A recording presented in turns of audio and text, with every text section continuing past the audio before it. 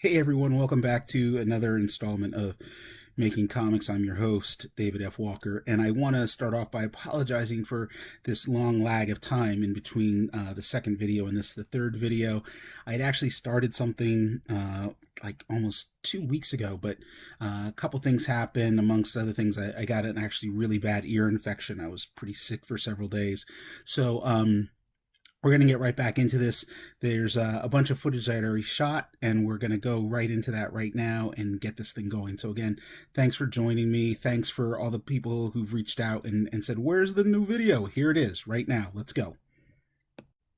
The first lesson I have is more sort of a like a concept than actual making of comics, which is that even though we call them comics, they don't have to be funny. It's sort of a misleading name. We call them comics or comic books or the funny strips, all that sort of stuff, and they don't have to be funny all the time. And I want to emphasize that a lot as we move through these exercises together, and I share with you some ideas on how to create things. Is that your comics don't have to be funny. They can be scary, or they can be sad, or they can be a combination of sort of emotional flavors, if you will. But the key thing, I think, more than anything, is that they come from a place of honesty within ourselves, within myself, within yourself. And as especially if you're working with young people, if you're working with kids or your own children to make these comics, you want to find some emotional truth in them. You want to use them to express feelings and ideas that are truthful to you and to them. And I think that right now, more than ever, we need to learn how to be emotionally honest. And I think that these comics can be a great way to express ourselves, to share our thoughts and our feelings. To recap the earlier lessons that I've shared, we had basic drawing for those of you that don't feel confident in your drawing skills, and also because the visual component of comics is crucial. Comics are visual storytelling. They are telling of stories and ideas through pictures.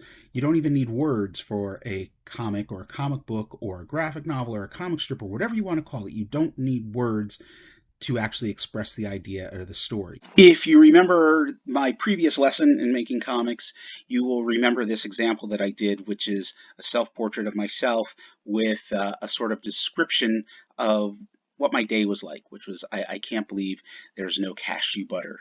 And so now I'm going to give you an example of the exercise I'm hoping that some of you will do with your families or your friends or whomever you might be trapped with during the quarantine.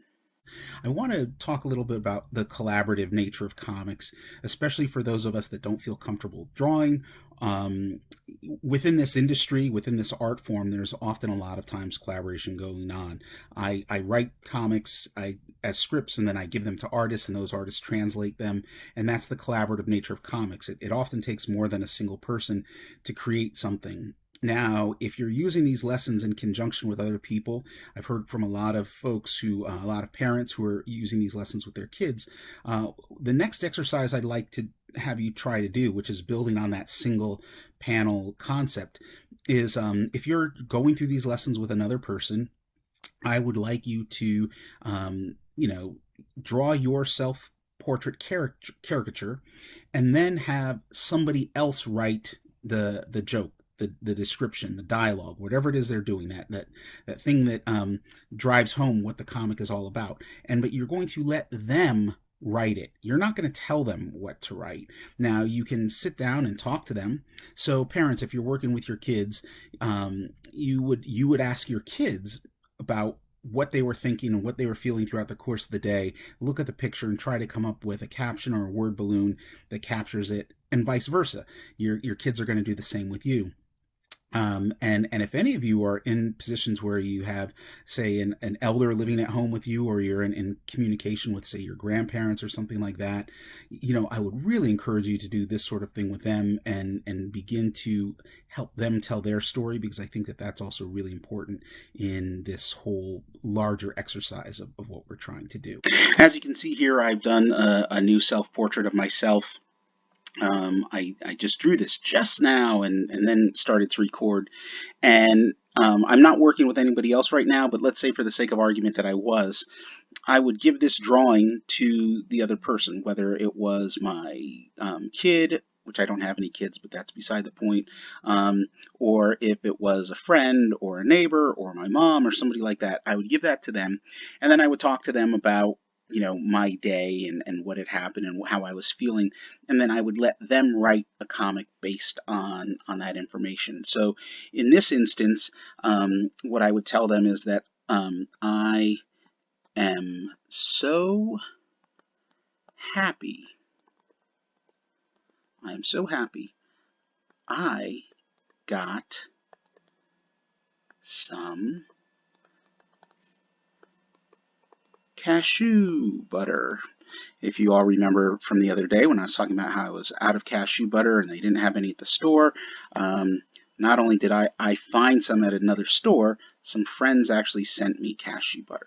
So it's really, this is what I'm talking about now. This is actually an exercise in not only communicating your ideas through comics, but it's also communicating your thoughts and feelings to other people, most specifically the people around you. And I think that this is a good lesson to share with young people, especially kids. Now, I keep coming back to that. I think that that we need to work on our communication skills in general, but we also need to help kids be able to communicate and process what they're thinking and feeling during these difficult times. This idea of conveying thoughts and ideas through the visual language of comics is really the heart and soul of what comic storytelling is all about. So, what we're going to do, this your next assignment, as it were, and the thing that we're going to do before we get into multi-panel comics, which is really a much longer lesson. So your next assignment is to collaborate with someone, collaborate with your kids, or collaborate with your parents or grandparents or your neighbors or your friends. You can do a lot of this stuff virtually. You can share stuff through, whether it's FaceTime or Skype or Duo or Zoom or all of them. But I want you to practice drawing your own character, but then I also want you to practice communication skills with other people. Find out what they are thinking and feeling, and then put that into words.